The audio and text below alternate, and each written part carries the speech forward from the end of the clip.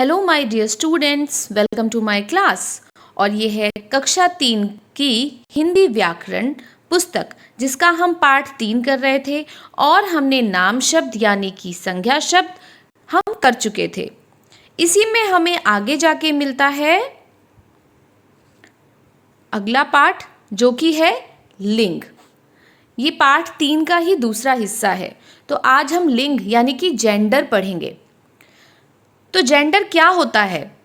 संज्ञा के जिस रूप से उसके स्त्री या पुरुष होने का पता चले उसे लिंग कहते हैं। तो ये एक संज्ञा का ही एक हिस्सा है। तो संज्ञा के जिस रूप से हमें किसी चीज के स्त्री या पुरुष होने का पता चलता है उसे हम लिंग कहते हैं। आप इन चित्र को देख सकते हैं। यहाँ पे क्या हो रहा है? लड़की पेड़ पर चढ़ रही है और लड़का पेड़ के नीचे बैठा है। यहाँ क्या हो रहा है? धोबी कपड़े धो रहा है और धोबिन कपड़े सुखा रही है। इन उदाहरणों में रंगीन छपे शब्दों से पता चल रहा है कि लड़की और धोबिन स्त्री जाति के हैं, लड़का और धोबी पुरुष जाति के हैं, है ना। तो हमें इन शब्दों से पता चल रहा है कि ये स्त्री जाति की हैं और ये पुरुष जाति की हैं। जिन शब्दों से स्त्री जाति का पता चले वे स्त्रीलिंग और जिनसे पुरुष जाति का पता चले वे शब्द पुल्लिंग कहलाते हैं। दादा, नाना, पिता, चाचा, भाई आदि पुल्लिंग शब्द हैं। तो आपको इन शब्दों को देखकर लग रहा होगा कि ये पुरुष से संबंधित हैं। तो ये सभी शब्द क्या हुए? पुल्लिंग हुए। और दादी, नानी, माता, चाची, भाभी, बहन आदि स्त्रीलिंग शब्द हैं। और ये जो शब्द हैं ये सभी क्या हैं? जो एक स्त्री से संबंधित हैं। तो ये शब्द स्त्रीलिंग कहलाएंगे। इसी प्रकार पशु पक्षियों में भी स्त्रीलिंग पुल्लिंग होते हैं, जैसे कि शेर, हाथी, बैल, मोर, मुर्गा आदि पुल्लिंग हैं। तो ये सभी शब्द पशुओं में क्या है? पुल्लिंग है। इससे पता चलता है कि ये पुरुष जाति से संबंध रखते हैं। लेकिन शेरनी, हथनी, गाय, मोरनी, मुर्गी ये सब क्या है? स्त्रीलिंग शब्द हैं। ये भी जाने हिंदी भाषा के सभी शब्द या तो स्त्रीलिंग होते हैं या पुल्लिंग होते हैं। तो हिंदी भाषा में जितने भी शब्द हैं, जितने भी संज्ञा शब्द हैं, वो या तो स्त्रीलिंग होंगे या फिर पुल्लिंग होंगे। वाक्यों में लिंग के अनुसार ही क्रिया का प्रयोग होता है। तो जो क्रिया इसमें लगती है ना, पीछे ये जो अंडरलाइन आपको दिख रहा है ये क्रिया है। क्रिया क्या होती है? जिससे हमें किसी काम के होने का पता चलता है, वो क्रिया होती है। तो जो क्रिया वाले शब्द होते हैं वो इसके लिंग के अनुसार ही प्रयोग होते हैं। ठीक है, जैसे अगर लड़की है तो हम क्या कहेंगे? पेड़ पर चढ़ रही है। अगर वो लड़का होता तो हम क्या कहते? पेड़ पर चढ़ रहा है। तो इसमें अंतर आ गया ना। और पुल्लिंग में देखिए क्या लिखा है? पेड़ पर बैठा है। और अगर वो लड़की होती तो हम कहते पेड़ पर बैठी है। तो इस तरह से क्रिया शब्द में अंतर आ जाएगा। धोबिन है तो हम बोल रहे हैं कपड़े सुखा रही है, लेकिन अगर धोबी होता तो हम कहते कपड़े सुखा रहा है। इसी तरह से धोबी के लिए हमने क्या कहा? कपड़े धो रहा है, लेकिन अगर वो धोबिन होती तो हम कहते कपड़े धो रही है। इस तरह से इसकी क्रिया शब्दों में भी थोड़ा सा अंतर आएगा। फिर यहाँ पे कुछ स्त्रीलिंग और पुल्लिंग शब्द दिए गए हैं, हम इनको भी देख लेते हैं। पुत्री का पुत्र, पड़ोसिन का पड़ोसी, मालिन का माली, पत्नी का पति, छात्रा का छात्र, मोरनी का मोर, हथिनी का हाथी, सिंहनी का सिंह, चूहिया का चूहा, बकरी का बकरा, सेठानी का सेठ, कुम्हारिन का कुम्हार, गायिका का गायक, श्रीमती का श्रीमान, मौसी का मौसा और आखिर में हमें मिलता है महोदय का, महोदया का महोदय। कुछ शब्द हम हमेशा स्त्रीलिंग में ही प्रयोग करते हैं।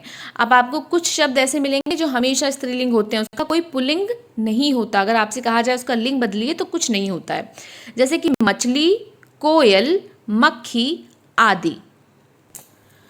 तो जब हम इनका प्रयोग करेंगे वाक्य में तो हमारी जो क्रिया होगी वो स्त्रीलिंग के हिसाब से लगाई जाएगी। इसी तरह से कुछ शब्द हम हमेशा पुल्लिंग में ही प्रयोग करते हैं। तो वो शब्द कौन से हैं? जैसे खरगोश, मगरमच्छ, कछुआ आदि। ये शब्द हमेशा ही पुल्लिंग के रूप में इस्तेमाल होते हैं। ठीक है, हम क्या जान गए हैं? वाक्य में शब्द के प्रयोग से उसके लिंग का पता चलता है। यानी कि अगर हम उसको वाक्य में प्रयोग करेंगे तो हमें पता चलेगा कि ये स्त्रीलिंग है या पुल्लिंग है। लिंग दो प्रकार के होते हैं, कौन कौन से? स्त्रीलिंग और पुल्लिंग। हिंदी भाषा के सभी शब्द या तो स्त्रीलिंग होते हैं या फिर पुल्लिंग होते हैं। कुछ शब्द सदा ही स्त्रीलिंग या सदा पुल्लिंग होते हैं, ये भी हमने पढ़ लिया है। अब आपकी बारी, यानी कि अब हमें अभ्यास करना है। तो स्त्रीलिंग और पुल्लिंग शब्द किसके बारे में बताते हैं? तो स्त्रीलिंग शब्द स्त्री जाति के बारे में बताते हैं और पुल्लिंग शब्द पुरुष जाति के बारे में बताते हैं। आपके परिवार में कौन स्त्रीलिंग है और कौन पुल्लिंग, तो आप इसके लिए एक टेबल बना सकते हैं। आप ऊपर स्त्रीलिंग लिख सकते हैं और उसके सामने जो भी लोग आपके स्त्रीलिंग हैं आप उसमें लिख सकते हैं, और दूसरे कॉलम में आप पुल्लिंग लिखकर उसके सामने जो लोग हैं वो लिख सकते हैं। लिखिए, स्त्रीलिंग शब्दों का पुल्लिंग शब्दों से मिलान करें। यहाँ पे हमें मिलान करना है। तो महोदय का महोदया से मिलान किया हुआ है, बेटी का हम करेंगे बेटा से, नागिन का नाग से, ग्वाला का ग्वालिन से, लुहार का लुहारिन से, माता का पिता से, रानी का राजा से, मुर्गी मुर्गा, सेठ सेठानी, सिंह सिहनी, मोरनी मोर, दादी दादा। कोष्ठक में से सही शब्द चुनकर खाली स्थान भरें। तो यहाँ पे हमें दो तरह के शब्द दिए गए हैं, एक स्त्रीलिंग एक पुल्लिंग। तो हमें इसको यहाँ पे लिखना है। हमें कैसे पता चलेगा? हमें इन क्रिया शब्दों को देखकर पता चलेगा कि यहाँ पे जो शब्द आने वाला है वो स्त्रीलिंग होगा या फिर पुल्लिंग। तो डैश घड़े बना रहा है तो ये पुल्लिंग होगा, तो यहाँ पे हमें लिखना है कुम्हार। डैश बिल में छिप गई यानी कि एक स्त्रीलिंग है, तो यहाँ पे क्या होगा? चूहिया। फिर है डैश अच्छा गा रही है, तो ये भी क्या होगा? स्त्रीलिंग शब्द होगा, तो यहाँ पे हम लिखेंगे गायिका।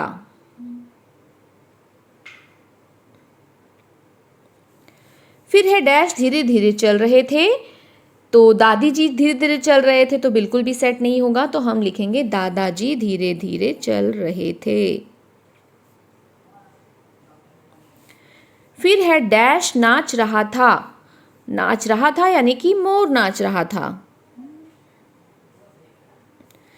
फिर है डैश फूल तोड़ रही है, तो मालिन फूल तोड़ रही है।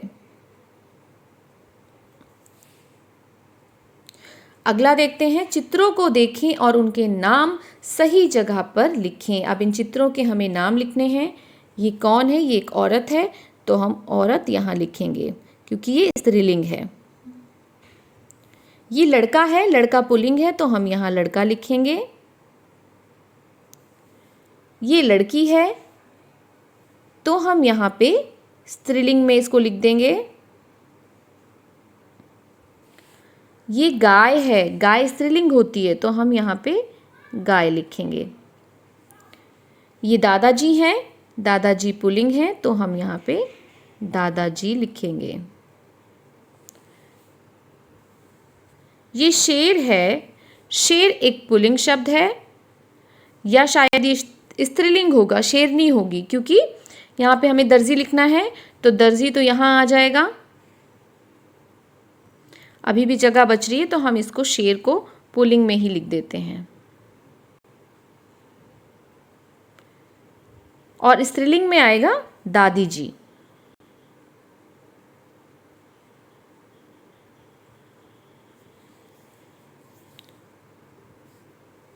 अगला है, इनके 3 शब्द लिखें। तो इसमें कौन से 3 शब्द लिखने हैं? ऐसे 3 शब्द जो सदा ही स्त्रीलिंग होते हैं, तो हम इसमें लिख सकते हैं मक्खी,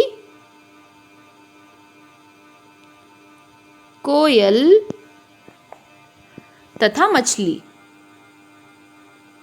जो कि हमने इस पाठ में ही पढ़ा था। इसके बाद है सदा पुल्लिंग, ऐसे शब्द जो सदा ही पुल्लिंग होते हैं, तो इसमें क्या क्या होगा? खरगोश,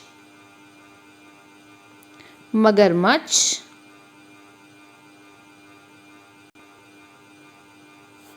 तथा कछुआ।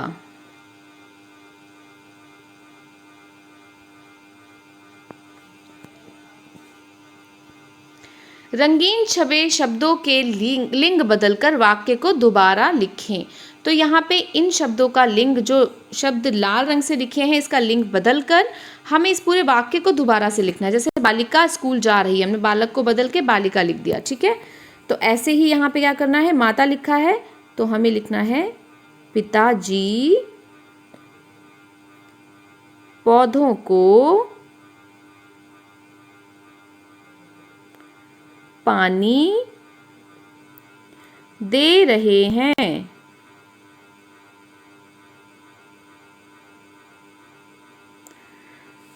अगला है नौकरानी मटर छील रही है, हम लिखेंगे नौकर मटर छील रहा है। फिर है दादाजी खाना खा रहे हैं, हम क्या लिखेंगे, दादाजी का क्या हो जाएगा, दादी जी खाना खा रही हैं। आखिरी है शिक्षिका आज नहीं पढ़ाएंगी, तो हम यहाँ पे लिखेंगे शिक्षिका का क्या हो जाएगा, शिक्षक आज नहीं पढ़ाएंगे।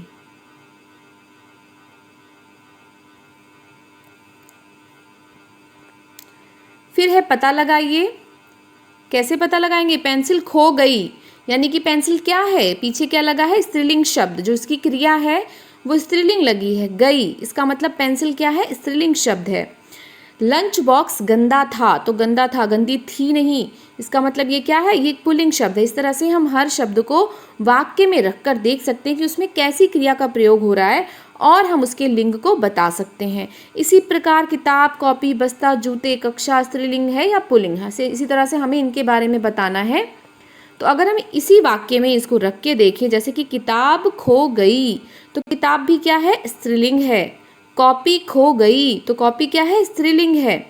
बस्ता क्या बोलेंगे, खो गई नहीं, बस्ता बोलेंगे खो गया, इसका मतलब ये पुल्लिंग है। जूते खो गए, तो ये पुल्लिंग है। कक्षा खो गई, कक्षा गंदा है या गंदी है, कक्षा गंदी है, तो कक्षा शब्द स्त्रीलिंग है। इस तरह से हम सभी शब्दों के बारे में उसको वाक्य में रखकर देख सकते हैं कि वो स्त्रीलिंग है या फिर पुल्लिंग।